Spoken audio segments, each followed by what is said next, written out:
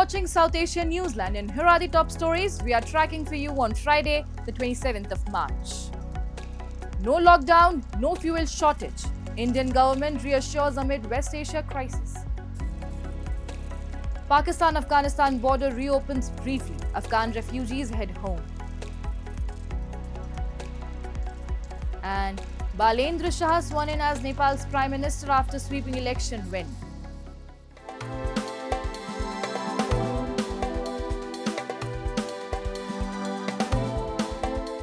And now for all the details. The government of India has firmly dismissed rumours of a nationwide lockdown amid the ongoing West Asia crisis and rising global oil prices. India's Finance Minister Nirmala Sitharaman has categorically denied speculation about a lockdown, calling such reports baseless and misleading. Echoing the reassurance, India's Petroleum Minister Hardeep Singh Puri also dismissed the claims, calling them irresponsible and harmful during a sensitive time.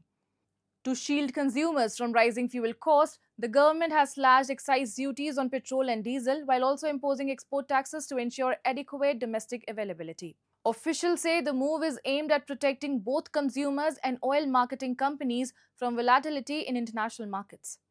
Meanwhile, the government has also taken steps to secure fuel supply chains, as seen with the arrival of LPG tanker Apollo Ocean at New Mangalore port. With rising global uncertainty, the centre maintains that proactive measures are in place to ensure fuel availability and price stability. The government has urged citizens to avoid panic and rely only on official information. I am surprised that some leaders are saying things like there will be a lockdown and there will be, shortages of LPG, shortages of diesel, and so on. These are absolutely baseless. And remarks such as these coming from leaders in political domain is really worrisome. Instead of keeping people together in confidence and giving them the assurance that the central government and state governments are working together and ensuring supply without any disruption for people, because these are essential goods. And India's External Affairs Minister S. Shankar held a series of key meetings on the sidelines of G7 foreign ministers meeting in Paris, focusing on strengthening partnerships and addressing the ongoing West Asia crisis. Jaishankar met Canadian Foreign Minister Anita Anand, where both sides discussed expanding cooperation in trade, critical minerals, agriculture and education. The talks also followed up on recent momentum in India-Canada ties after Prime Minister Mark Carney's visit to India, while also reviewing the situation in West Asia. In a separate meeting with French Foreign Affairs Minister Jean-Noël Barrot, the two sides agreed to continue coordination to ensure the safety of the Strait of Hormuz. Jaishankar also held discussions with his counterparts from Germany, South Korea and Japan. Earlier, speaking at a G7 session with invited partners on global governance reforms, Jaishankar highlighted the urgency of UNSC reforms, the need to streamline peacekeeping operations and strengthen humanitarian supply chains. The minister also flagged concerns of the Global South, particularly challenges, fertilizer supplies and food security. And Afghan refugees in Pakistan began heading toward the border on Thursday as Pakistan temporarily reopened a border crossing, allowing hundreds to return to Afghanistan. The move followed the reopening of the Torkham border point, which had remained shut for nearly a month due to escalating tensions and clashes between the two countries. The brief reopening allowed hundreds of Afghans stranded for weeks to finally make their way back. The disruption has also impacted trade, with key border routes remaining largely inactive since Pakistan carried out airstrikes in October, further straining ties between the two countries. Meanwhile, Pakistan's foreign ministry confirmed that the country's military operations against Afghanistan had resumed after a short pause. The recent clashes marked one of the most intense fighting between the two sides in years, resulting in significant casualties. Activists from the Baloch community staged a protest in Geneva, Switzerland, drawing attention to alleged human rights violations in Balochistan. We have a report. Organized by the Baloch National Movement, protesters marched from Geneva city center to the iconic Broken Chair, located outside the United Nations office at Geneva. Participants, including a large number of women, raised slogans against Pakistan, highlighting concerns over enforced disappearances and the situation in Balochistan. The rally took place on the sidelines of the 61st session of the United Nations Human Rights Council. At the Broken Chair, activists also organized a photo exhibition, aiming to present what they described as the ground reality in the region.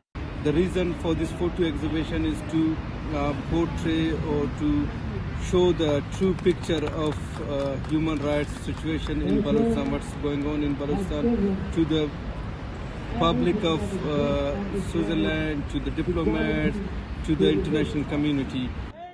Organizers say the protest was designed to draw global attention during a key international forum on human rights.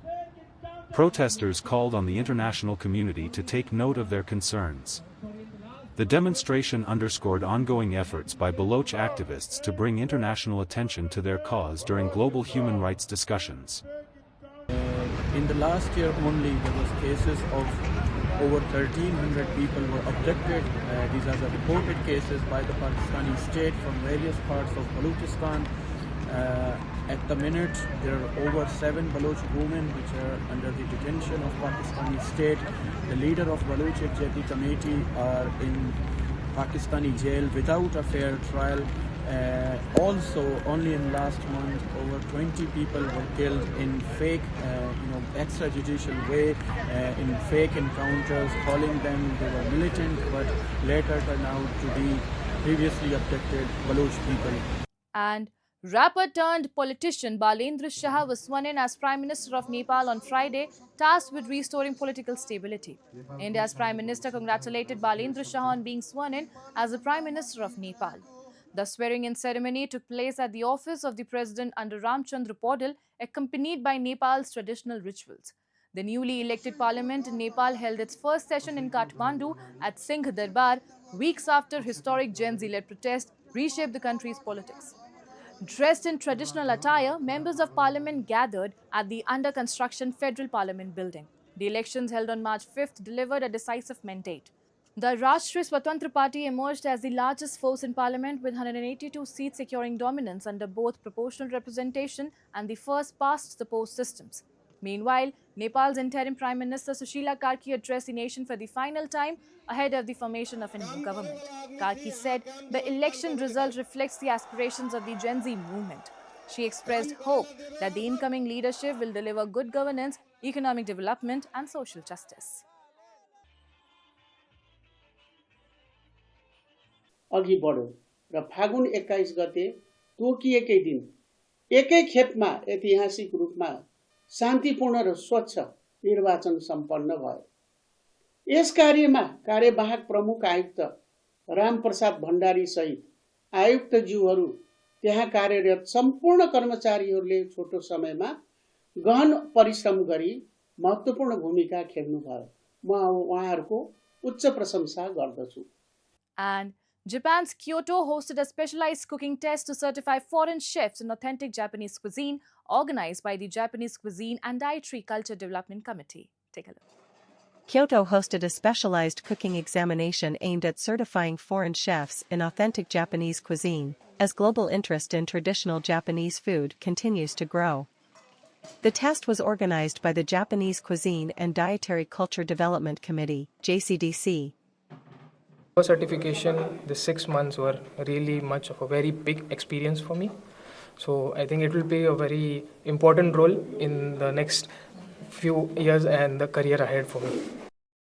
A total of 12 foreign chefs participated in the assessment, competing for either gold or silver certification. Many of the applicants had prior experience, with some trained in traditional Japanese restaurants, while others had previously won Japanese cuisine competitions organized by Japan's Ministry of Agriculture, Forestry and Fisheries. メル取ったら日本国産の食材シンガポールまでやり方の方法がもっとできますだと思う。新しいずっとハイブリッドの食材どんどん出る日本でこれがすごくいいし、この食材が自分の店使うなればやっぱりゴール取ったでアンバサダーになったら取りやすい。Es algo importante por mi carrera. Años llevo trabajando en la gastronomía japonesa. Para mí es un orgullo estar aquí y ser partícipe para la medalla de plata. Out of the total, 10 chefs appeared for the silver level test, where they were required to prepare one soup along with 5 plates, demonstrating both technique and authenticity in Japanese cooking. And that's all in tonight's edition. We will see you same time tomorrow. Till then, goodbye.